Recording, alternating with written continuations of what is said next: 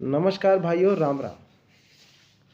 तो आज हम बात करेंगे लव लाइन यानी विवाह रेखा के बारे में। और विवाह रेखा किस प्रकार आपको आपके जीवन में सफलता दिलाती है या फिर विवाह के बाद में आपके जीवन में कैसे विशेष बदलाव आते हैं, उसके बारे में आज बात करेंगे। तो सबसे पहले जान लेते हैं विवाह रेखा किस प्रकार दिखती है और कहाँ पर आपको देखने के लिए मिलती है विवाह रेखा। आप कैसे देख सकते हैं विवाह रेखा को अपनी हथेलियों में। तो जैसा कि आप फोटो में देख ही पा रहे होंगे कि विवाह रेखा आपकी सबसे छोटी उंगली में छोटी उंगली के नीचे, जो कि बुध पर्वत के नीचे आपको देखने के लिए मिलती है। ये रेखा एक से अधिक भी हो सकती है या 2-3 भी हो सकती है। कई ऐसी विशेष स्थितियाँ हैं जो कि आपको विवाह रेखा में मतलब देखने के लिए मिलती हैं। तो चलिए वीडियो के माध्यम से आपको और ही विशेष तरीके से आपको बताते हैं कि विवाह रेखा किस तरीके से आप अपनी हथेलियों में देख पाएंगे। विवाह रेखा की बात करी जाए तो विवाह रेखा के कई अनेक प्रकार हो सकते हैं, यानी कई टाइप्स के विवाह रेखा व्यक्तियों की हथेलियों में पाई जाती है। परंतु कुछ ही विशेष रेखाओं के बारे में जो बात करेंगे, जो कि लगभग व्यक्ति की हथेलियों में या फिर आपकी हथेलियों में या फिर मेरी हथेलियों में वैसी रेखा देखी गई हैं, जिनमें से हम बात करेंगे 5 से 6 रेखाओं को बारे में बात करेंगे, जो कि मैंने लगभग व्यक्ति की हथेलियों में देखी हैं या फिर पाई जाती है। तो सबसे पहले जान लीजिए ऐसे जातक जिनकी हथेलियों में एक विवाह रेखा साफ सुथरी, स्पष्ट, ना ज़्यादा बड़ी हो और ना ही ज़्यादा छोटी हो। ऐसे व्यक्ति का विवाह के बाद में पार्टनर अंडरस्टैंडिंग रहती है और मैरिज स्टेबल रहती है, ना कोई प्रॉब्लम्स देखने के लिए मिलती हैं। छोटी मोटी नोक-झोंक तो शादी के बाद में पार्टनर्स में होती हैं, परंतु कोई बड़ी लड़ाई यहाँ पर नहीं देखने के लिए मिलती है। पार्टनर एक दूसरे को अंडरस्टैंडिंग ही मिलता है। अब ऐसे जातक के बारे में बात करेंगे जिनकी हथेलियों में 2 विवाह रेखा पाई जाती हैं।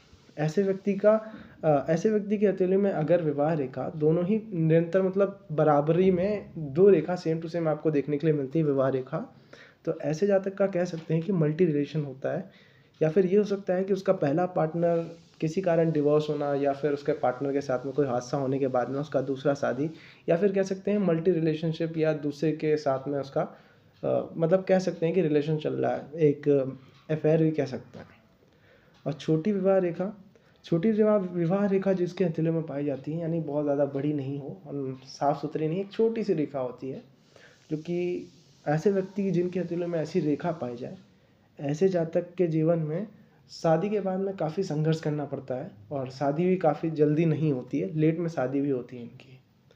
हम बात करेंगे चौथे विवाह रेखा के बारे में, जो कि विवाह रेखा बीच से टूटी फूटी हो या फिर कह सकते हैं ब्रोकन मैरिज लाइन।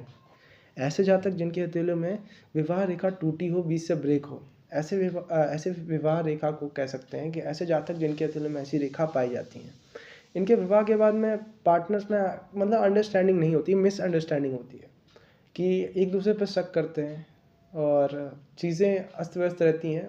मतलब दाम्पत्य जीवन से ये सुखी नहीं रहते हैं, परेशानी आपको देखने के लिए मिलती है इनके रिलेशनशिप में।